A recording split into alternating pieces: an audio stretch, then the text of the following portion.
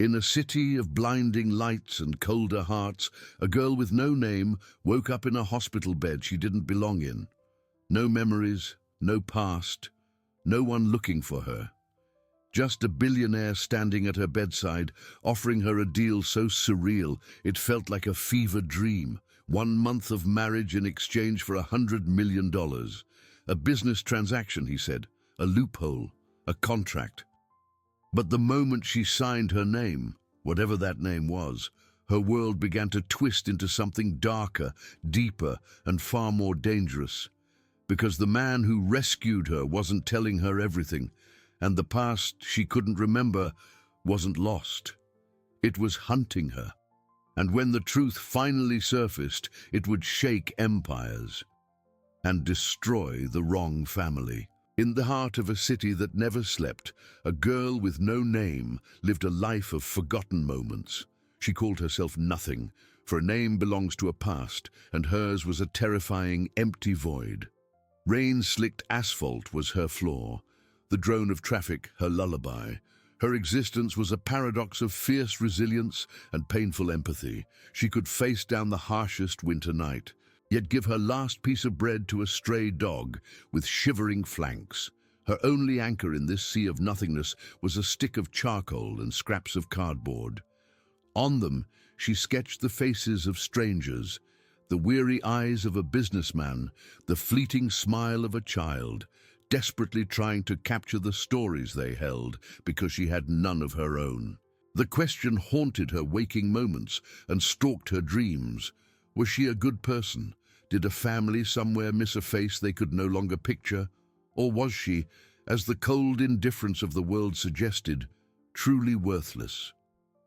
One evening, that fragile existence was shattered. The world became a symphony of chaos, the piercing screech of tires, a blinding glare of headlights that swallowed the rainy darkness, and then a brutal, unforgiving impact.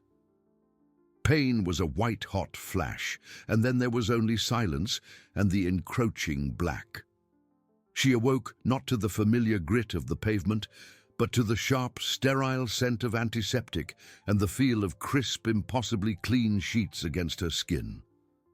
A private hospital room. The confusion was a thick fog in her mind, the throbbing ache in her body a cruel reminder of the violence. But all of it, the pain, the fear, the disorientation, was eclipsed by the man who entered the room.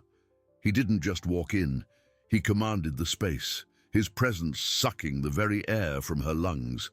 Dressed in a suit so perfectly tailored it seemed molded to him, he radiated an aura of immense power and chilling control. His eyes, the color of a winter storm, assessed her not with pity, but with the cool detachment of a man evaluating an investment. He stood by her bed, a titan of industry looking down at a broken piece of street flotsam. His voice, when he finally spoke, was as smooth and cold as polished marble. He made her an offer so ludicrous, so far beyond the realm of possibility, that she was certain it was a hallucination brought on by her injuries. He would give her $100 million. A home, a new life, scrubbed clean of the grime and desperation.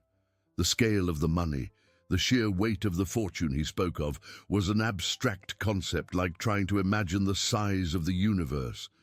But then came the price. The clause that twisted the fantasy into a bizarre contract.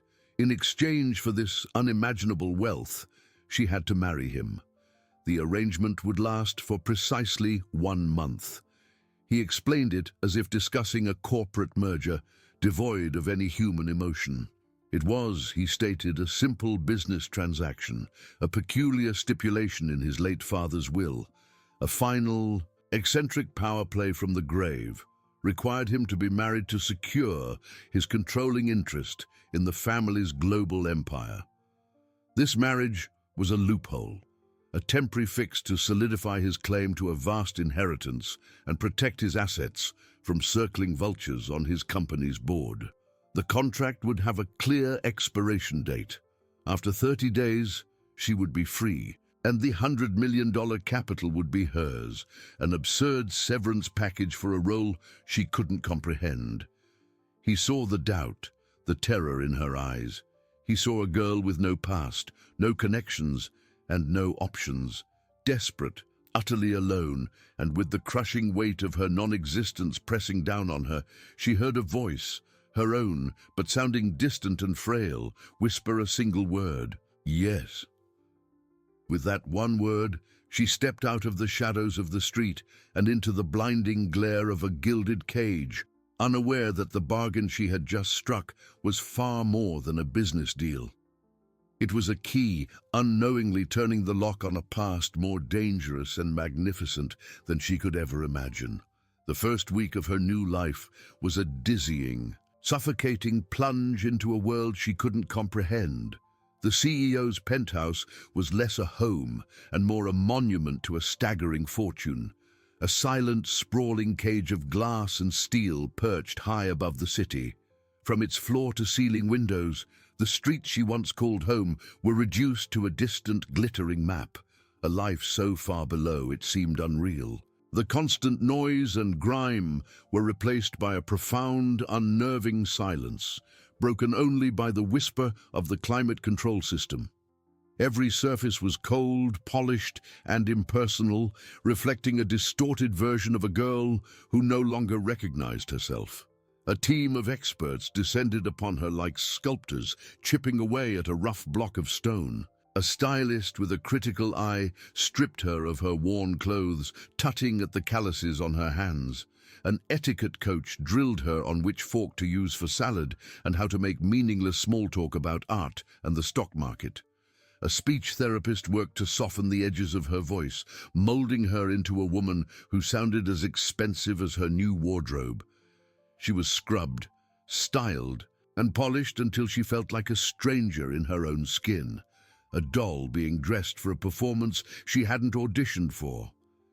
Every moment was a test, every conversation a minefield. Her amnesia, once a private terror, was now a public liability, a gaping hole in her armor that left her utterly defenseless. The architects of her torment soon revealed themselves. The CEO's stepmother, Eleanor, was a woman whose smile was a weapon, sharp and cold as a shard of glass. She appraised the girl with undisguised contempt, seeing not a person but a vulgar interloper, a grubby-handed threat to the family's immense wealth and her own ambitions to control the vast inheritance.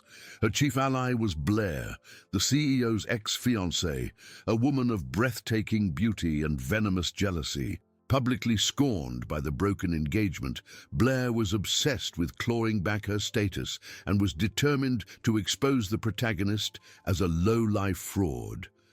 Their motivations were a toxic cocktail of greed and wounded pride, and they launched their attack not with overt aggression, but with a campaign of slow-burning psychological warfare.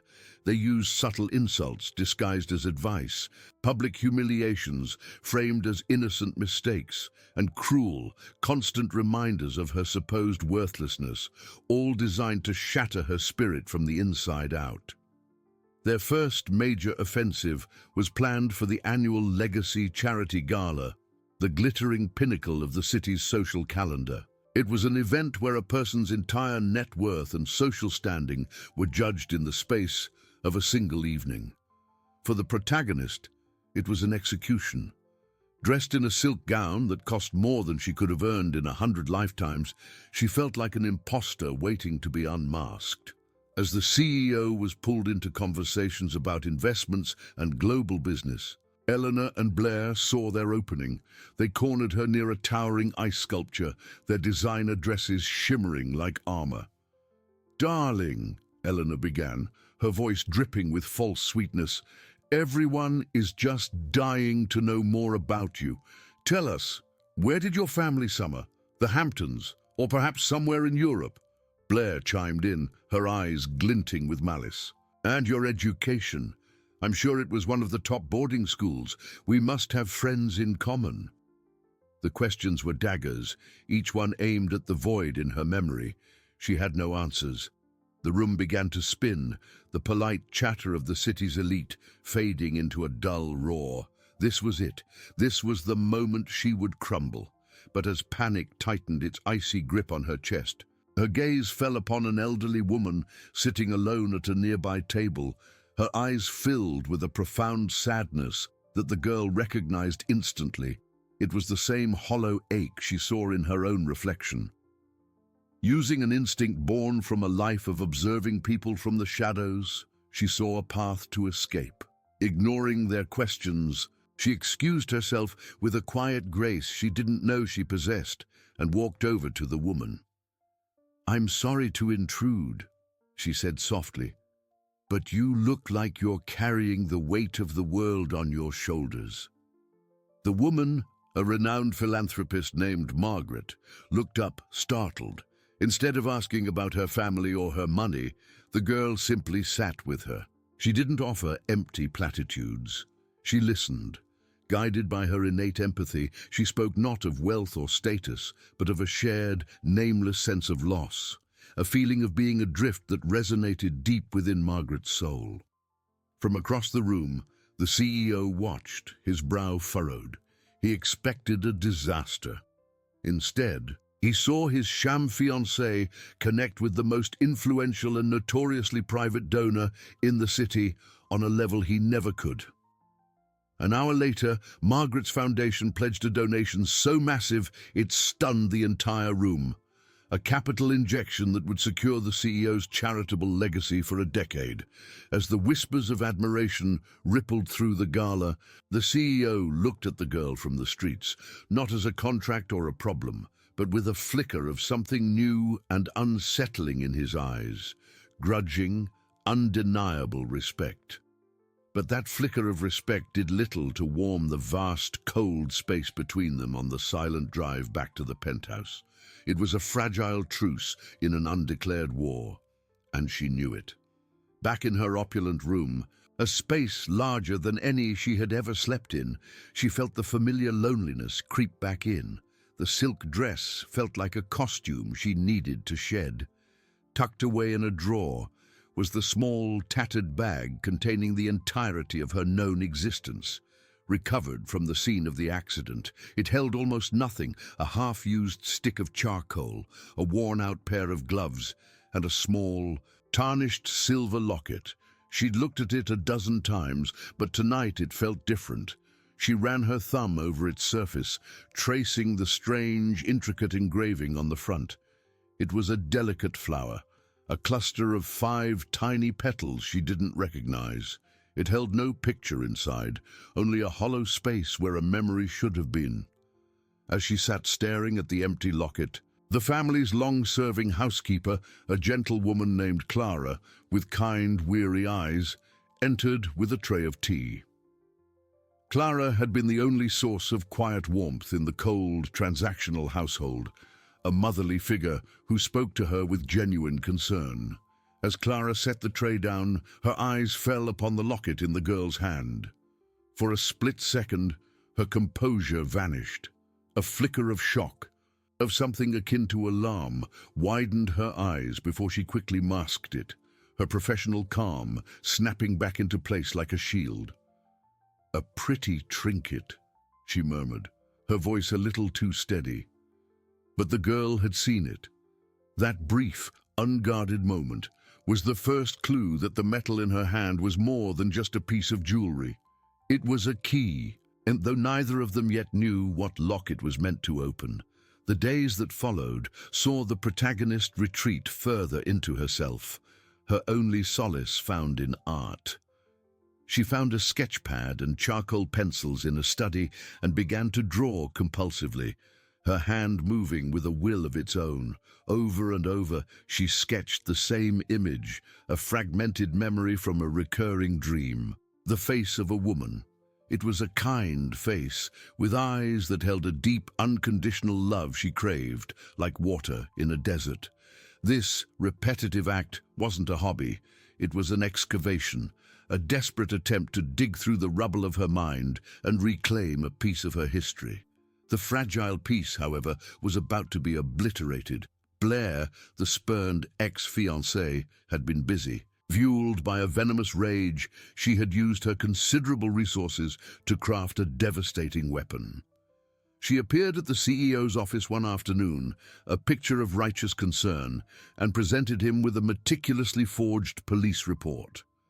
It was a masterpiece of deceit, detailing a sordid history for the girl from the streets, a list of charges for petty theft, vagrancy, and public nuisance. It painted a picture of a career criminal, a grifter who had likely faked her amnesia as part of a long con.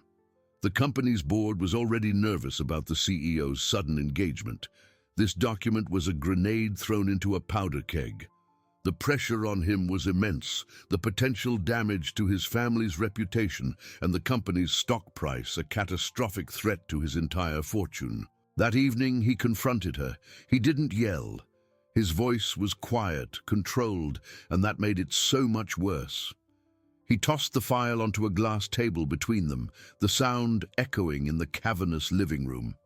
"Is this you?" he asked, his tone laced with ice. She stared at the fabricated list of crimes, her name, the name she didn't even know, next to words that felt like acid. "No," she whispered, her heart fracturing. "This isn't me." But his face was a mask of cold calculation. The doubt in his eyes was a physical blow, confirming her deepest, most terrifying fear, that she was nothing. That beneath the blank slate of her memory was a person so worthless, so broken, that she deserved to be forgotten. "I'm protecting a legacy, a business empire with thousands of employees," he said, his voice devoid of emotion. "I can't afford for you to be a liability." The injustice of it was a weight she couldn't bear. It pushed her past the point of despair. That night, she waited until the penthouse was silent, a tomb of wealth and misery. She slipped out of the door, her only thought to escape, to run. But as she stood on the rain-swept street below, the cold droplets mixing with her silent tears, a crushing finality washed over her. The city lights blurred into a meaningless smear. She had fled the gilded cage only to find herself in a larger, more desolate prison. She had no past to return to, and now no future to run toward. She was utterly and completely alone, a ghost trapped between two worlds, belonging to neither. It was in that moment of absolute desolation that the world, which had dissolved into a blur of light and sorrow, sharpened back into focus. A long black car, silent as a shark gliding through water, pulled up to the curb beside her. The rain slicked its surface, making it look like a piece of polished obsidian. The back window lowered with a soft hum, cutting through the sound of the downpour. Inside, illuminated by the dashboard's cool glow, was the CEO. His face was unreadable, a mask of controlled neutrality, but his eyes were fixed on her, and for the first time she saw something other than cold assessment in them. It wasn't pity, it was something deeper, more complicated, an unsettling stillness. He didn't speak for a long moment, the silence stretching between the penthouse she had fled and the gutter where she stood. Then, his voice, low and even, cut through the night. "Get in." It wasn't a command, it wasn't an order. It was a simple two-word statement, devoid of the usual icy authority, and that small difference was everything. She didn't move, frozen by a mixture of fear and exhaustion. He didn't repeat himself. He simply waited, the door clicking open from the inside, an invitation back into the world she had just tried to escape. Slowly, like a sleepwalker, she moved towards the car and slid into the plush leather interior, the warmth of it a shocking contrast to the bone-deep cold that had settled in her soul. The drive back was silent. He didn't question her, didn't lecture her. He just drove, his hands steady on the wheel, his gaze fixed on the rain-swept road ahead. Back in the penthouse, the air was thick with unspoken tension. As she stood dripping on the pristine marble floor, Eleanor emerged from a hallway, her face a mask of triumph. "Well, well," she sneered, her voice like nails on a chalkboard. "Look what the cat dragged in. Had enough of playing pretend, have we? The streets are where you belong, after all." She took a step closer, her eyes glinting with cruelty. "Don't you ever dare pull a stunt like that again. You are a piece of this company's capital, a temporary investment, and you will." She never finished the sentence. "That's enough." "Eleanor," the CEO said. His voice was dangerously quiet, but it carried an authority that stopped his stepmother cold. He moved to stand slightly in front of the girl, a subtle but unmistakable barrier. "She is my fiancée. She is under my protection, and you will speak to her with respect." Eleanor stared, her mouth agape, utterly stunned into silence. Blair, who had appeared behind her, looked equally shocked and furious. He had never defended her. He had treated her as a contract, a necessary evil. This shift, this public declaration of protection, was a seismic event in the Cold War being waged within those glass walls. He turned his gaze to the girl, and the ice in his eyes had thawed, replaced by something she couldn't name. "Go get changed," he said softly. "Clara will bring you something warm." Later that night, long after the penthouse had fallen silent again, the CEO sat alone in his vast office. The forged police report lay on his desk, its lies seeming to contaminate the very air. He looked at it, and for the first time in his life as a ruthless businessman, he felt a profound sense of shame. He had used that document against her. He had seen the fracture in her eyes when he'd shown his doubt, and the image was seared into his mind. This wasn't about protecting his inheritance or his net worth anymore. It was about the raw injustice of it. His entire life had been about calculated risks and manipulating assets for maximum profit, but she wasn't an asset. She was a person, and he had wounded her. Fueled by a new, unfamiliar fire of guilt and a burgeoning sense of protectiveness, he opened his encrypted laptop. He made a call to his head of security, a man who operated in the deepest shadows of the corporate world.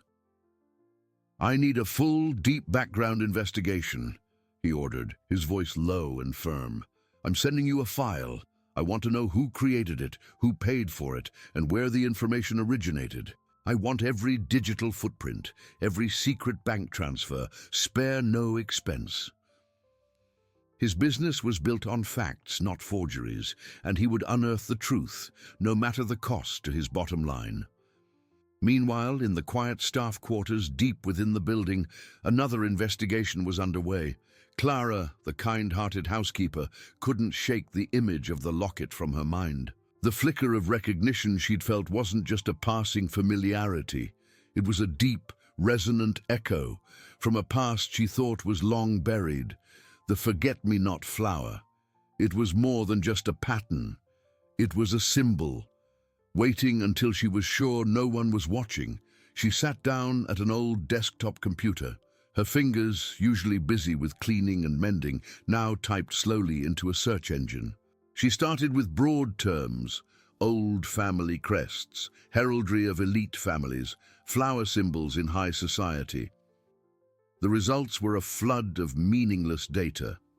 But Clara was patient. She had served the city's wealthiest families for over 40 years.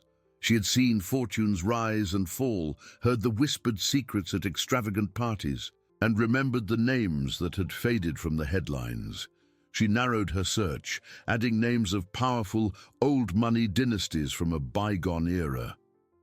Hours passed, and then she found it. On a dusty, forgotten corner of the internet, a digital archive of a society magazine from 15 years ago.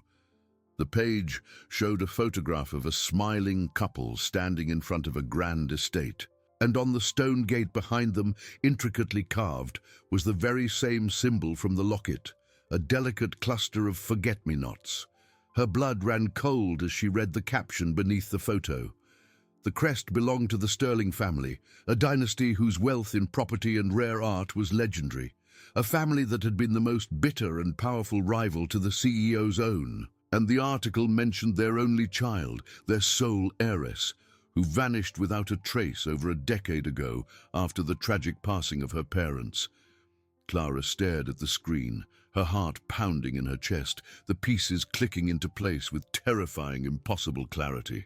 The girl from the streets wasn't from the streets at all. She was Anastasia Sterling, the sole heir to a legendary fortune, a ghost who had just walked into the home of her family's greatest enemy. Clara felt the blood drain from her face. This wasn't a simple, cruel arrangement. It was a collision of dynasties, a tragedy decades in the making. Her first instinct was to run to the girl, to tell her everything, to restore the name and the life that had been stolen from her. But a cold, paralyzing fear stopped her. The Sterling family's disappearance from the public eye was shrouded in whispers of betrayal and corporate warfare. If this girl was who the records claimed, she wasn't just a lost heiress, she was a target. Revealing her identity without understanding the current landscape of power could be a death sentence. Who would want her to remain lost? And why had she appeared here, of all places? The weight of the secret felt like a physical stone in her chest. Miles away, in a sterile data analysis center that never slept, the CEO's head of security presented his findings. The report on his screen was a digital tapestry of deceit. The forged police file had been commissioned through a series of anonymous transactions and paid for with a cryptocurrency transfer to ensure it was untraceable. But the CEO's investigator was a master of the dark web. He had followed the ghost in the machine, peeling back layers of encryption until he found the source. The payment had originated from a private wealth management fund, an account belonging to none other than Blair. The rage that ignited in the CEO was cold and precise. It wasn't the emotional fury of a jilted lover. It was the fury of a king who discovers a traitor in his court. Blair hadn't just lied. She had attempted to manipulate his business, to leverage his family's legacy and his entire net worth for her own petty revenge. She had made him an unwitting accomplice in the psychological torture of an innocent woman. He slammed his laptop shut, the sound cracking through the silence of his office. The game had changed. This was no longer about a contract. It was about justice. But the investigator wasn't finished. "There's something else, sir," he said, his voice hesitant. "While tracking the payment, we cross-referenced the timing with other unusual activities. The hit and run that put her in the hospital. It wasn't random." He pulled up a new file. It showed traffic camera footage from a block away, minutes before the accident. A man was seen getting out of the car that would later strike her, handing an envelope of cash to the driver before melting into the crowd. "We ran facial recognition. The man is a low-level enforcer with ties to a private security firm, a firm that, after some digging, has only one major client." He paused, letting the weight of the information settle. "The primary beneficiary is a man named Julian Sterling." The name hit the CEO like a physical blow. Sterling, the rival family, the name his father had spoken like a curse. It made no sense. Why would a Sterling be trying to eliminate a homeless girl? Unless she wasn't just a homeless girl. The pieces began to connect in his mind with terrifying speed.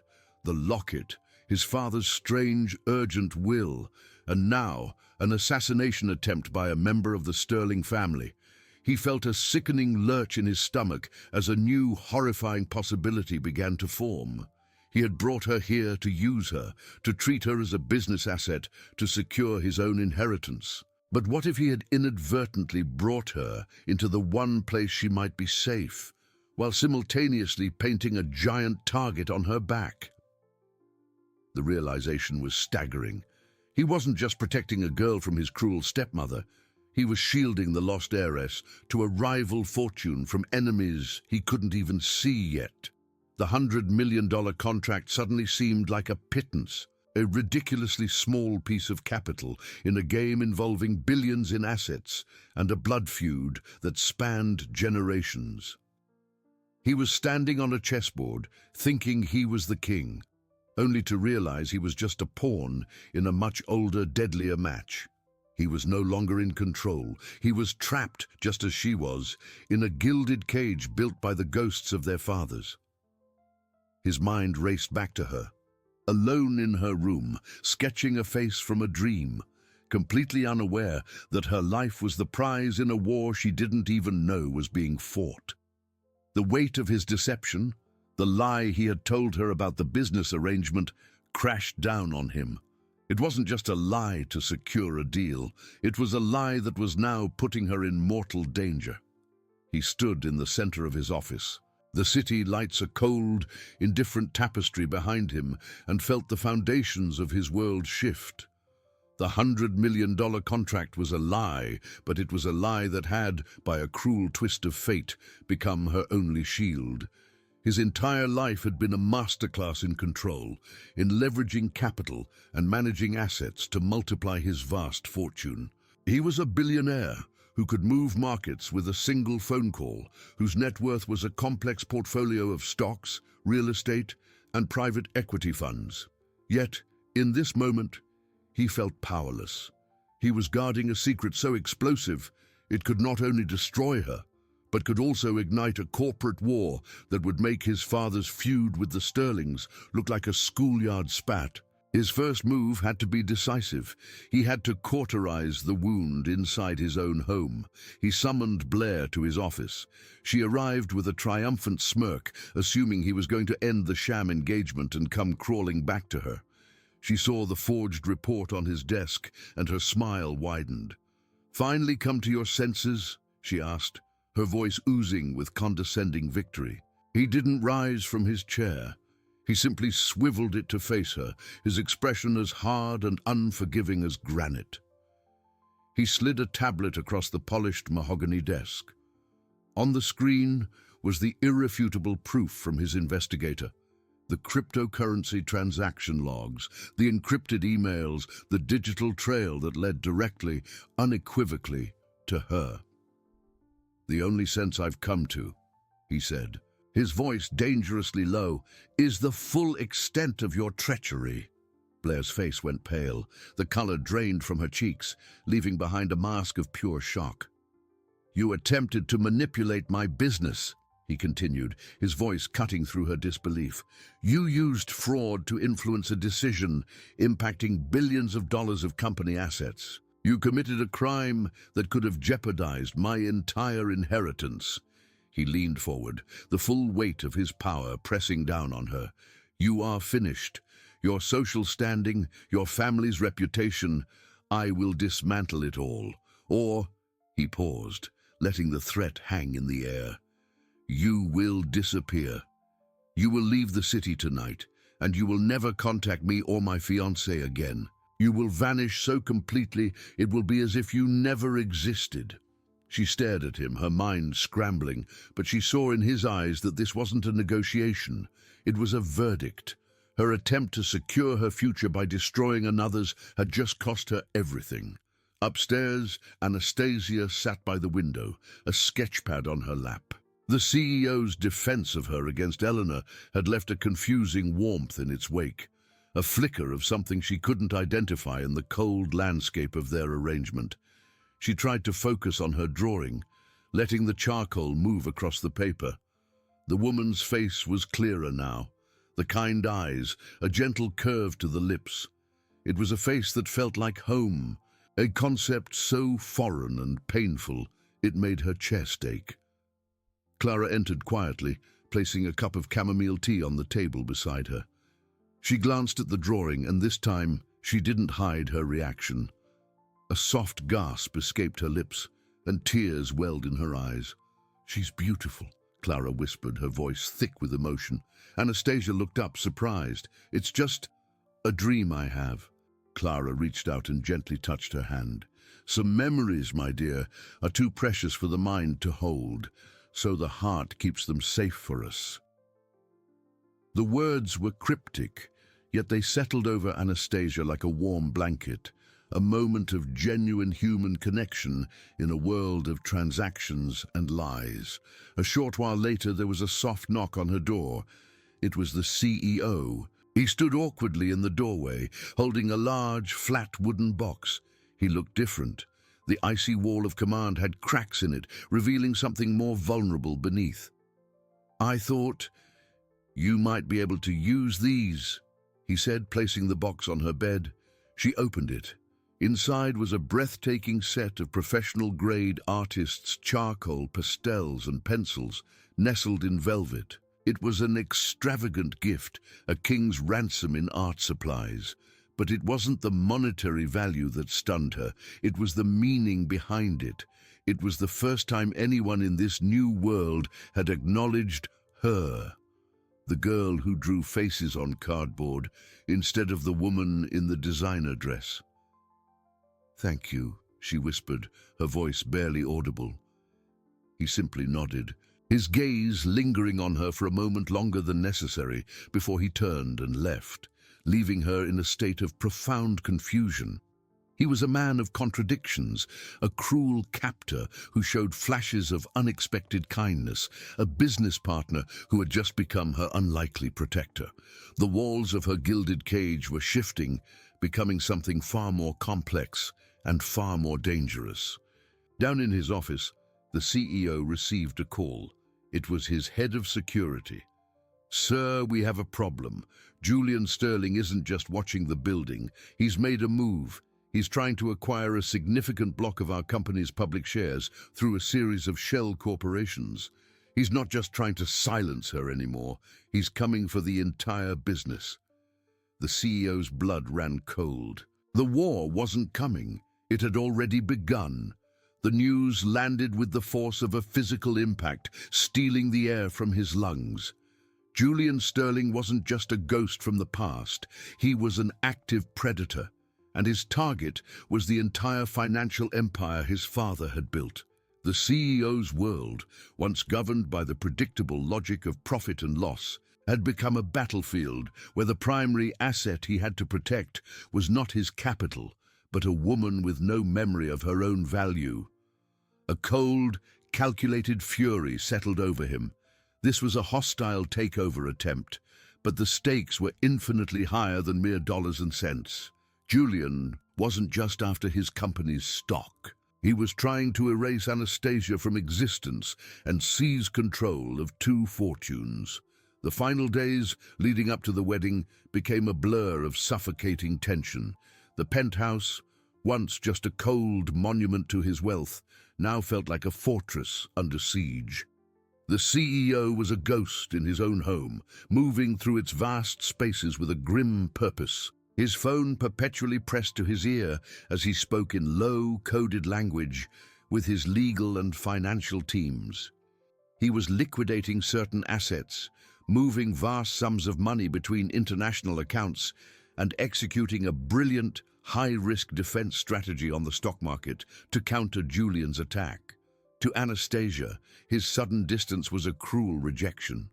The fragile connection that had begun to form between them shattered, replaced by the cold, transactional businessman she had first met.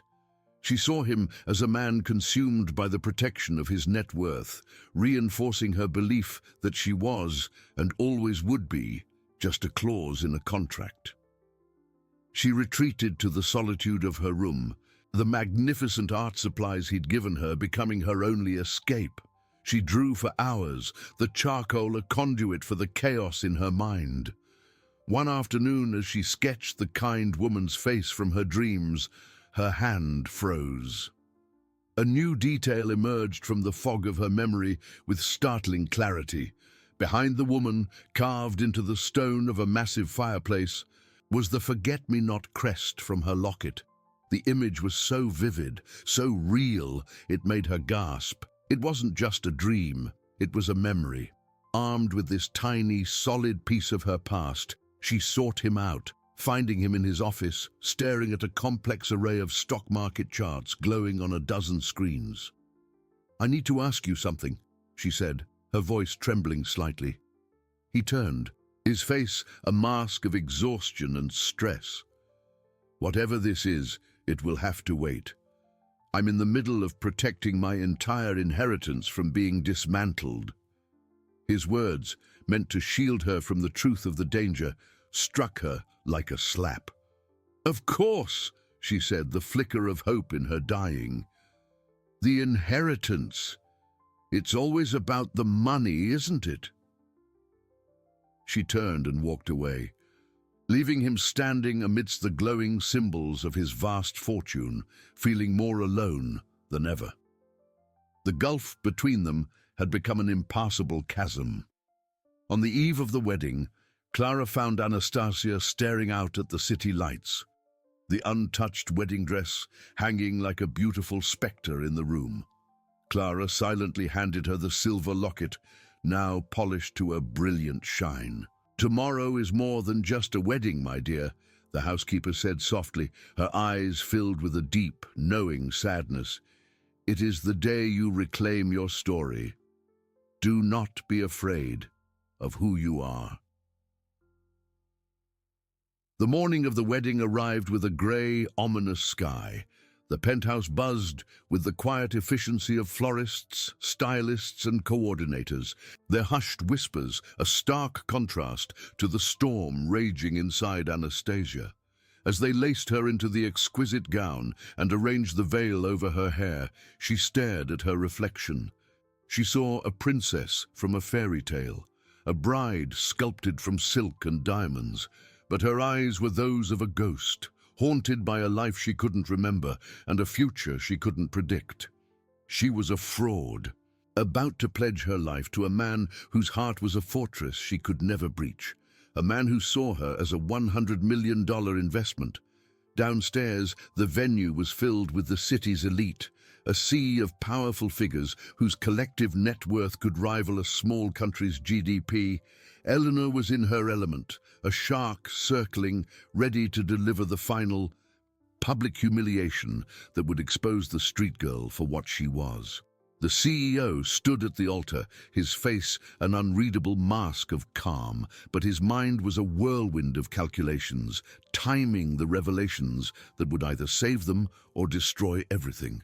The music began to swell. It was time. Anastasia took a deep breath, the scent of lilies filling her senses. Her heart hammered against her ribs, a frantic drumbeat of fear and a strange, unbidden hope. She took the first step forward, walking towards the aisle, towards the man of ice and secrets, completely unaware that she was not walking towards a sham marriage, but towards the epicenter of a war where her own forgotten name was the ultimate prize. Her feet felt disconnected from her body as she moved down the long white aisle. Each step was a lifetime. The faces on either side blurred into a mosaic of wealth and power, their expressions a mixture of curiosity and judgment. She saw Eleanor in the front row, her face a mask of predatory anticipation, a queen watching a pawn move into its final fatal square. Anastasia's gaze, however, was fixed on the man waiting for her at the end of the path. He stood impossibly still, his face carved from stone. The cold, calculating billionaire who had bought her life was about to become her husband. Yet, as she drew closer, she saw past the mask. She saw the exhaustion in his eyes, the immense weight he seemed to be carrying on his shoulders. The man who had defended her, the man who had gifted her the tools of her own forgotten soul, was at war with himself. And in that moment, a devastating truth bloomed in her heart. She didn't hate him. She had developed feelings far more complex and dangerous for this man of ice and secrets. She reached the altar, standing beside him as the officiant began to speak. The words about love and union, a hollow echo in the tense silence. She could feel the collective breath of the room being held, everyone waiting for the inevitable humiliation, the moment the street girl would be exposed. Eleanor leaned forward slightly, her smile a thin, cruel slash. This was her moment of triumph. The officiant turned to the CEO. "Do you take this woman?" "Stop," the CEO said, His voice wasn't loud, but it cut through the room with the force of a thunderclap, silencing everything. A wave of shocked murmurs rippled through the guests. The officiant froze, his mouth agape. Anastasia's heart lurched, a cold dread washing over her. This was it. He was going to call it off, to expose her himself. But he didn't look at her. He looked out at the assembled crowd, at the board members, at the titans of industry, at his stepmother. "Before we proceed," he announced, his voice now amplified by the microphone, resonating with absolute authority, "there is something you all need to understand. There's been a great deal of speculation about my fiancée. It's time you learned the truth." He gestured to the large screens on either side of the altar, which flickered to life, not with a romantic photo montage, but with a single intricate image, the forget-me-not crest from her locket. A gasp went through the older members of the audience who recognized the symbol. Eleanor's triumphant smirk faltered, replaced by a look of utter confusion. Then the image changed. It was a photograph of a little girl with bright, laughing eyes, standing between two loving parents in front of a grand estate. Anastasia's breath caught in her throat. It was the woman from her dreams, her mother, and the little girl was her. "This is not a homeless girl I found on the street," the CEO declared, his voice ringing with conviction. He turned and looked directly at her. And for the first time, she saw his eyes not as a winter storm, but as a deep, protective ocean. "This is Anastasia Sterling, the sole heir to the Sterling fortune." The name dropped into the room like a bomb. Chaos erupted. Eleanor shot to her feet, her face white with shock and disbelief, but the CEO wasn't finished. The screen changed again, displaying bank records, encrypted messages, and security footage.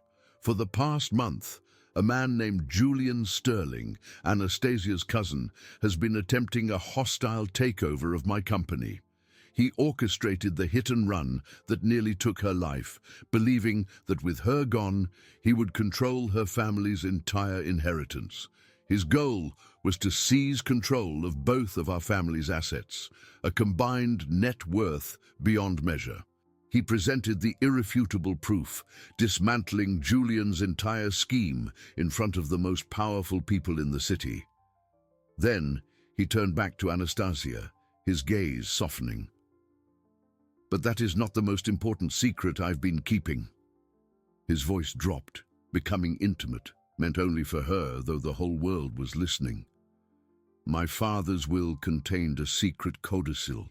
A final wish born from a lifetime of regret. Our fathers," he said, his voice thick with an emotion she had never heard from him, "were once best friends. Their corporate feud, a battle over business and capital, destroyed that friendship and their families. My father's final directive was not just about securing his legacy, it was about healing it. To truly inherit his company, I had to find his best friend's lost daughter. I had to find you, Anastasia, and protect you." The room fell into a stunned, profound silence. "The $100 million offer," he confessed, the words a balm on her fractured soul, "was never for a fake wife. It was a desperate, legally binding contract to bring you under my protection without revealing your identity to your enemies, including those in my own family. I knew who you were from the moment my investigator found you, my coldness, our business arrangement. It was all a shield, a lie to protect you until I could neutralize the threats against your life and restore your name." He reached into his jacket and pulled out the marriage contract they had both signed. In front of everyone, he ripped it in two. The sound of tearing paper, a final, definitive end to the lie that had defined their lives. The business deal was over. The capital was irrelevant. He looked at her, no longer as an asset, but as the woman he had come to admire, to respect, to love. Then, the billionaire CEO, the man who commanded empires, did something no one had ever seen him do.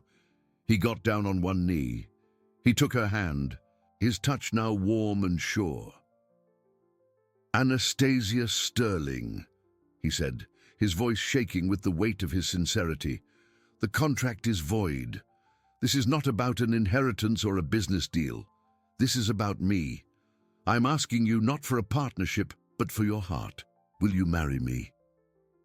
Tears streamed down her face, washing away the last vestiges of the ghost she had been. Her memories were still a scattered mosaic, but in that moment she felt completely whole.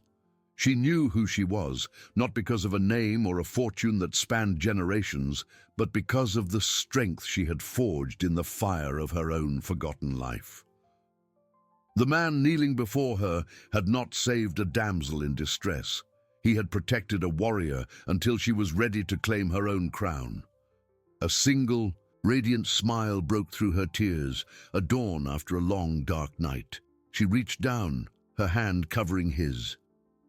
"Get up," she whispered, her voice clear and steady. He rose, his eyes searching hers, filled with a desperate, vulnerable hope. "I spent so long believing I was worthless," she said, her voice growing stronger, resonating with a newfound power that captivated the entire room. "I thought my only value was the price you put on me, but my true inheritance wasn't the money, the assets, or the name. It was the resilience I learned on the streets and the empathy I found in the darkness." She squeezed his hand. "You didn't offer me a new life. You helped me find the one I already had."